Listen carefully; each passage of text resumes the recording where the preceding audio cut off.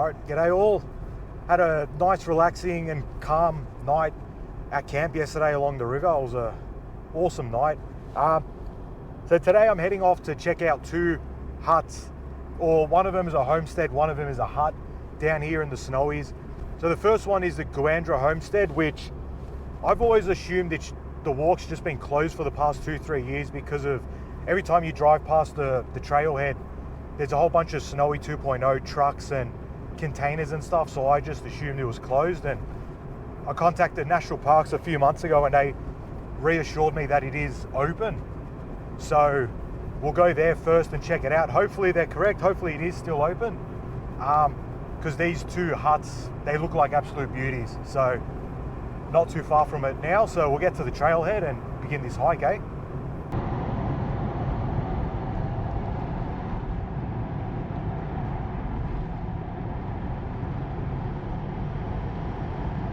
All right, here we are, start of the hike.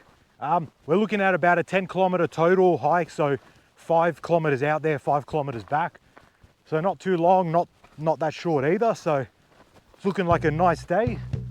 Sun's out, bit of clouds about, light winds. Let's go have a good little hike, eh?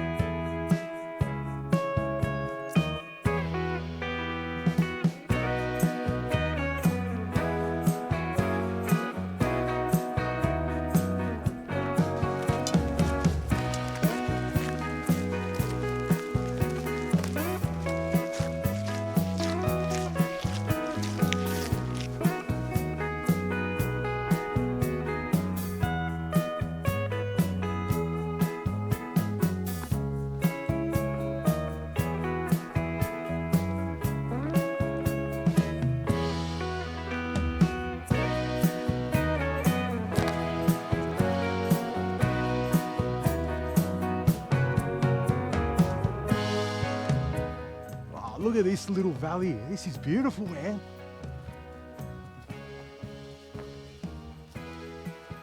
The homestead is just straight ahead. You can see it behind all those trees.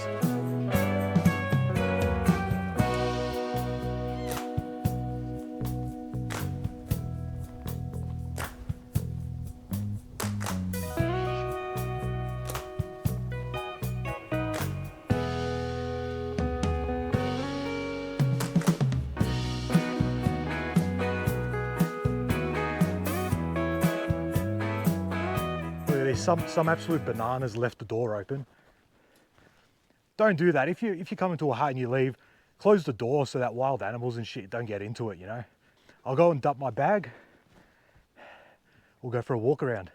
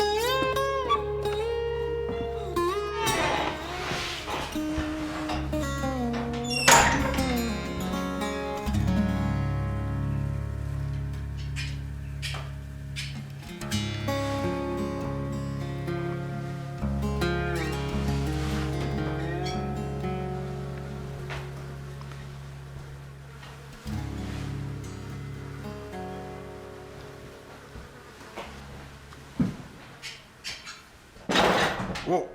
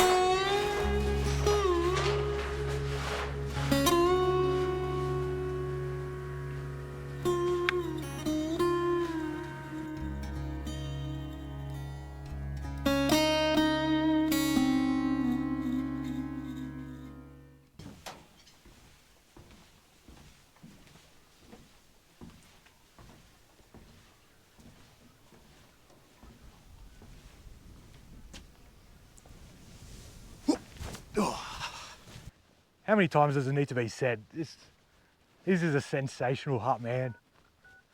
Oh, there goes my beep. There goes my phone again. Bit of pocket dialing.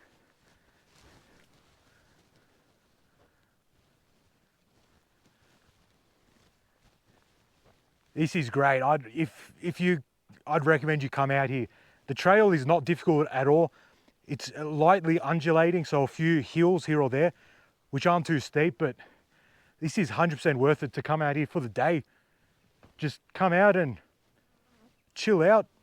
There you have it, the Gooandra Homestead. This thing's a beauty, man. Like, eventually I want to make a list of my top 10 favorite huts. And every single time I visit a new one, it just makes it harder and harder because this thing's an absolute beauty. It's quite large, like there's about 3 or 4 rooms inside. Oh, it's a beautiful hut. So the hut itself was built in 1913 by Fred Lamp. And that little kind of shed over there was built, I think he said in 1860 by some miners.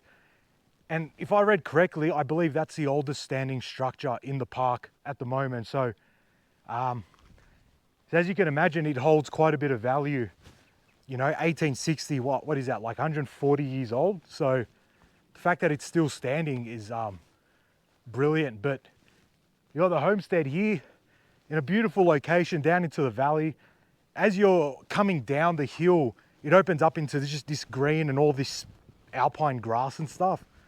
It looks beautiful, man. This is a sensational homestead. To be honest, I wasn't too sure about this one because I'm like, it's a homestead, it's a big homestead. It looks like it's going to be a real popular. Didn't think much of it, but man, this is something else. Look at it, just what a view.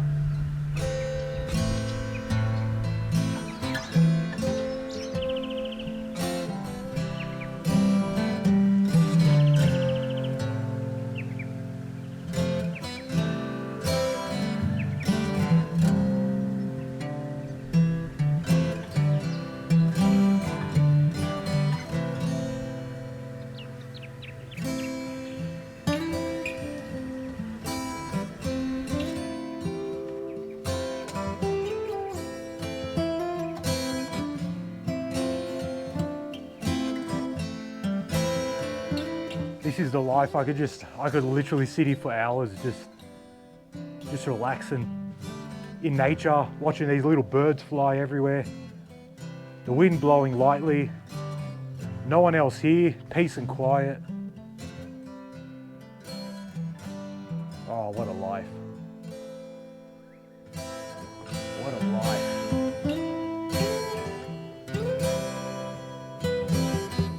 All right, there you have it. Gooandra Homestead, done and dusted.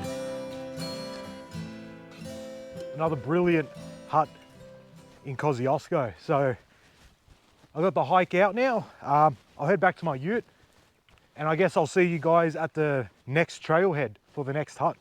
See you there. Oh, by the way, those birds, I was wondering how they kept getting in when I kept shutting the door, but there's there's a gap at the front between the balcony and the roof space where they're getting in there, and then there's a hole in the timber on the inside that they're getting in. Look at them, cheeky little birds up there together. All right, let's go. How good is that view, man?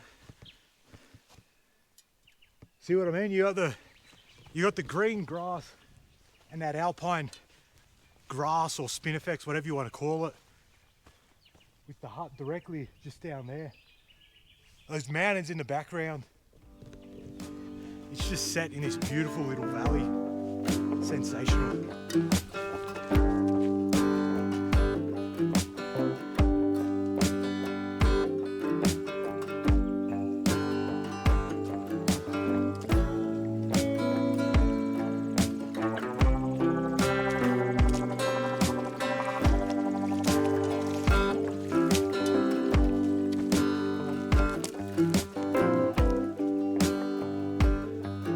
Alrighty, here I am on my second hike out to the second hut called Gavels Hut. So I got bloody bitten by an ant. I got out of my ute. After the last hike, I took my hiking boots off and socks just to let the feet, let the dogs breathe. Put the Crocs on and got out of the car for 30 seconds. And this ant, I felt something stabbed into my foot.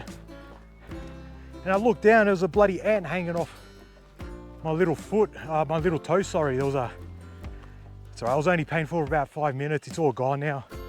But yeah, this trail, the first part of it just follows along a management trail, so there's not really much to see. So I've just turned off onto the actual trail that leads down to the hut. I think it's about 2.5 kilometers. So hopefully this section's a bit more interesting. So let's get on it.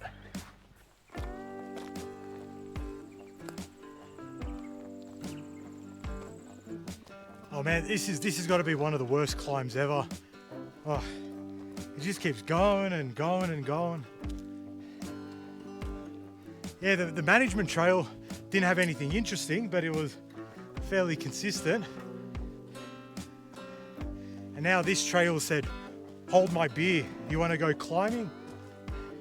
You're going to go climbing, buddy? Oh, Jesus. Every time you come around a bend, you're like, oh, surely it's flattening out. It doesn't flatten out, it just keeps going. Oh.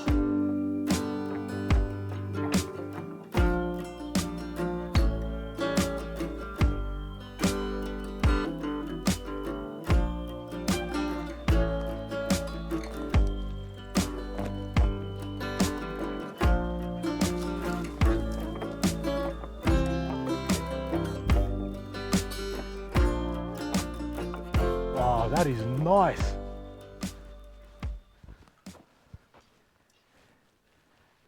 Gavels Hut.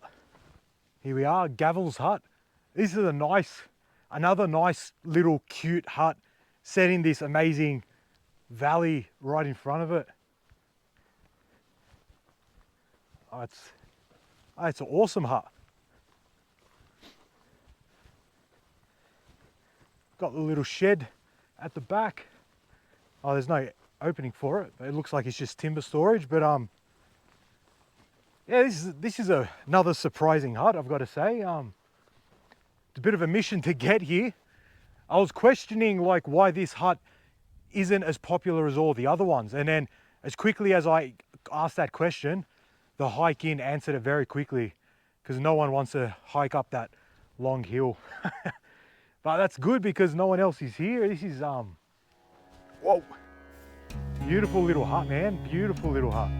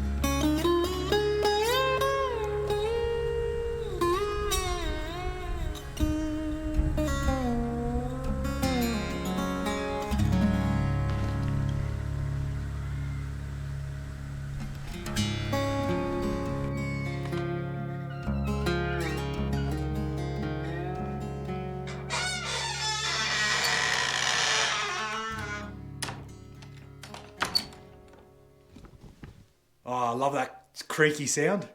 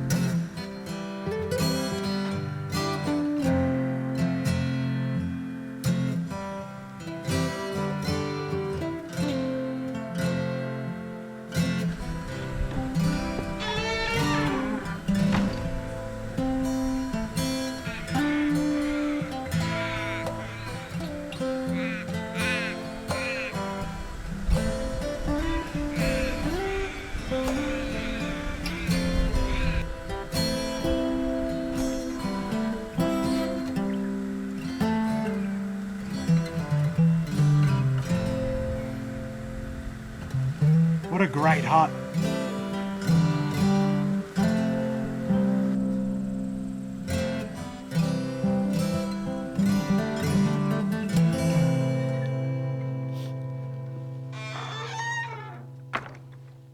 Well, there you have it, Gavels Hut.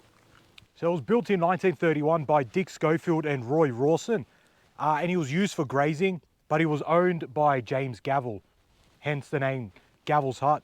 And also, one thing I've noticed, or one thing you'll notice with a lot of these hike-in huts, is pretty much the complete lack of graffiti, because it seems like the dickheads aren't willing to put the work in to actually come hike to these huts.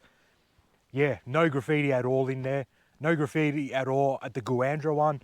The one that I went to yesterday, Vickery's, no graffiti there. So that's a great thing about these huts that require a bit of hiking. So that's basically it. There's no point in me recording all the way back because it's not an interesting hike. Luckily, it's all downhill because I killed myself on the way up. If I never have to do that hike ever again, I'd be a happy man. But that's it for today, really. Yeah, that's it for today's episode. Two fantastic huts, Gooandra Homestead, Gavels Hut. You got to come out here because they're brilliant huts. Gavels Hut, definitely the hardest hike by far because of that uphill section. It's just constant. But the Gooandra Homestead is a nice, easy hike. This 5 kilometers out, 5 kilometers back, both of them the same distance, and both of them definitely worth it to get here. So I'm going to head off and I'll see you guys on the next episode, which will, I'm not too sure where it'll be. It'll probably be down in the Vic High country. So, I don't know, catch you guys then, eh? See you later.